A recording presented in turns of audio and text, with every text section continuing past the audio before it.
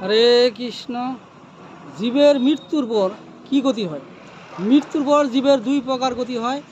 এক, যে সমস্ত জীব শ্রীকৃষ্ণের নিকট আত্মসমর্পণ করেন তারা ভগবত ভজনের প্রভাবে জড় কুলস থেকে মুক্ত হয়ে নিত্য আলয় ভগবত ধামে প্রবেশ করেন। সেখানে তারা দিব্য শরীর প্রাপ্ত হয়ে নিত্যকালের জন্য ভগবানের সেবায় নিযুক্ত হন। আর দুই নম্বর হলো, যাদের জড়জাগতিক কামনা বাসনা আছে তারা জড় শরীর পরিত্যাগ করে কিন্তু মন, বুদ্ধি ও অহংকার নির্মিত সূক্ষ্ম শরীরে তাদের পাপ ও পুণ্য ফল বহন করে। পাপ কর্ম পাপ কর্মের ফল স্বরূপে তারা যমযাতনা ভোগ করে, আর পুণ্য কর্মের ফল স্বরূপে স্বর্গ সুখ ভোগ করে। এই ভোগের পর তাদের নিজ নিজ কর্ম ও চেতনা অনুসারে তার আর একটি স্থূল জড় শরীর প্রাপ্ত হয়।